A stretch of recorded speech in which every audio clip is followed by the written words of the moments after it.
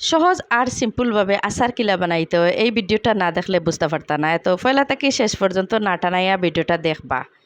আসসালামু আলাইকুম, বালা আছেন সব? আলহামদুলিল্লাহ আমিও বালা আছি। আর সুস্বাদু মুখো ফানি আনার মতো এই যে আচারটা বানাইলাম, এই ভিডিওটা আপনারা শেষ পর্যন্ত দেখবা।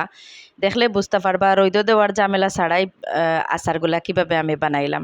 তো প্রথমে এখানে আমি বড় বড় সাইজের 2 কেজি আম নিছি। আপনারা চাইলেও এখানে কমাইয়া বাড়াইয়া নিতে পারেন। তো আমি ঠিক ঠিক 2 কেজি আম দিয়ে আমি কিলান আচার বানাইলাম। আর কতটুকু মশলা দিলাম, যদি আমার ভিডিওটা না টানাইয়া দেখুন তাইলে বুঝতে পারবা আন্দাজটা কিলান।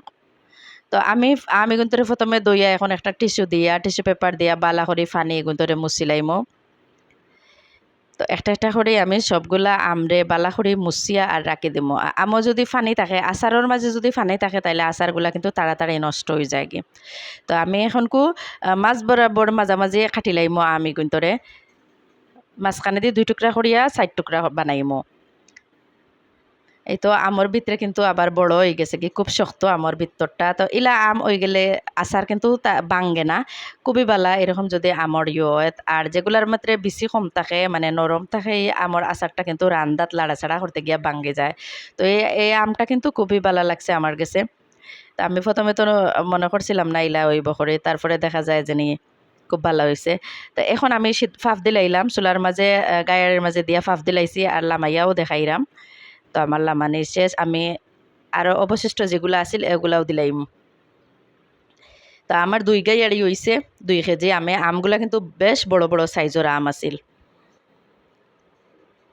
এখন আমি চুলার মাঝে একটা ডেক বয়াই দিমু, দিয়ে দিলাম এখানের মাঝে 2 কেজি আমার মাঝে আধা লিটার সরিষার তেল। আপনারা তেল কমাইয়া বাড়াইয়া দিতে পারেন।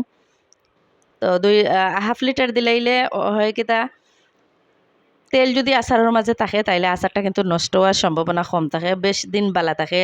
বারে হোক, ফ্রিজে হোক, আবার নর্মালও হোক, বাইরে রাখলেও কিন্তু বালা থাকে তেল যদি উপরে বাসাইল থাকে।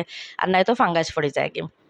এখন আমি দিলাইলাম তেজপাতা, শুকনা মরিচ, তারপরে দিলাম গোটা গরম মশলা আর রসুন দিয়া এখন বালা করে আমি গুন্তরে লাড়িয়া উড়িয়া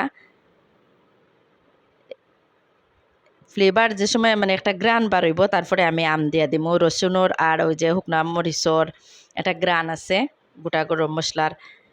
তারপরে দিলাইলাম লবণ, লবণটা কিন্তু পরিমাণ মতো দিবা, স্বাদ মতো লবণ। এখন দিলাইলাম আম,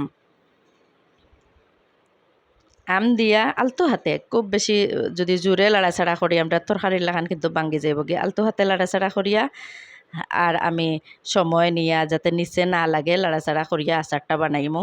তো ভিডিওটা দেখবা ধৈর্য সহকারে। আমিও জেলা ধৈর্য ধরে বানাইছি। এখানেও কিন্তু 5 মিনিটের একটা ভিডিও, 5 মিনিটের একটা ভিডিও, আর সময় কিন্তু এখানেও 2-3 ঘন্টাও লাগছে।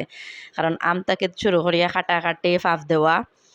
আর ওই যে মশলাটা দিলাম এটা কিন্তু গোটা গরম মশলা, তারপরে এখানের মাঝে আছে গরর জিরা, মেথি, খালি জিরা, সব কিছু দিয়া আমি যে গোটা গোটা গরম মশলা এগুলাও দিছি, দিয়া আমি এগুলা একটু গুঁড়া করে নিছি। আর তারপরে দিয়ে দিলাম চিনি। চিনিটা আগে দেওয়ার কারণ হইলো চিনি গলিয়া কিন্তু ফানি বার হয়। তো আগে দিলাইলে চিনিটা গলিয়া আস্তে আস্তে ফানিটা টানি যাইব গিয়া। তো আমি দিলাইলাম।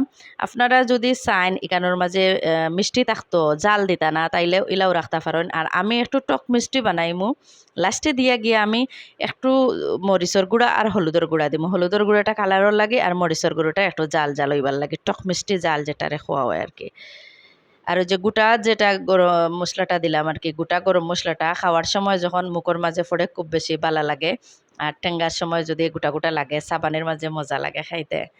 এই তো দেখরানি সিদ্ধ হইয়া কতটুকু ইয়ে আইছে। আর চিনির পানিটাও কিন্তু আস্তে আস্তে টানি যার কি, কারণ কিন্তু চিনির পানিও আছে, বেশ ফানি ফানি লাগে। তো চিনির পানিটা আস্তে আস্তে টানি যাইব গিয়া, এটা কোনো ইয়ে নাই। আর লাড়া দিবার সময় অবশ্যই খেয়াল করে দিবা। তো এখন আমি দিলাইলাম হলুদ আর মরিচ, অল্প অল্প হলুদের গুঁড়া আর একটু 1 চামচ মরিচের গুঁড়া দিয়া দিলাম। দিয়ে আমি আবারও বালা করে মিশাই লাইমু, বালা করে মিশাই নিমু। আর তেলটা বাসিয়া যে সময় উপরে উঠে যাব ওই সময় আমি লামাই লাইমু। আমার ফানিটা টানা শেষ, যখন চিনির ফানি টানি যায় তখন কিন্তু তলানের মাঝে লাগি যায় গি। এই তো আমার আচারটা ওই গেছে গি, আমি এখন লামাই লাইমু। তো চুলাটা আমি অফ করে দিমু। খুব সহজ আর সিম্পলভাবে আমি আচারটা বানাইলাম, ঘরোয়াভাবে, রইদও দেওয়া লাগে না, গরুর যেটা মশলাপাতি আছে এটা। মাঝখানে দিয়ে আমি কিন্তু সিরকা দিছিলাম, ভিডিওর মাঝে হয়তো স্কিপ হয়ে গেছে গিয়ে, একটু সিরকাও দিছি। আচারটা ঠান্ডা হয়ে গেছে, ঠান্ডা হওয়ার পরে আমি নিলাম প্লাস্টিকের একটা বাটি। আপনারা চাইলে কাঁচর বাটি, কাঁচর বুয়াম নিতে পারেন, যে জেলা রাখার সুবিধা আর কি। নর্মাল ফ্রিজও আমি কাঁচর এই প্লাস্টিকের এই বাটিটার মাঝে বরিয়া বরিয়া রাখি দিই। তো আমার বাচ্চাতে আম রয় আচার খাইয়া শেষ করিলেন, আও বালা লাগে নাইলে ফড়িয়া ফড়িয়া নষ্ট হয়ে যেত। আমার বাচ্চাতে কিন্তু খুব পছন্দ করেন আমার হাতর আচার। তো আপনারাও চাইলে বাসাত বানাইবা আর খাইবা। তো সব বালা থাকুক, সুস্থ থাকুক, কত হইব পরবর্তী কোনো ভিডিওত, পরবর্তী কোনো সময়। আল্লাহ হাফেজ।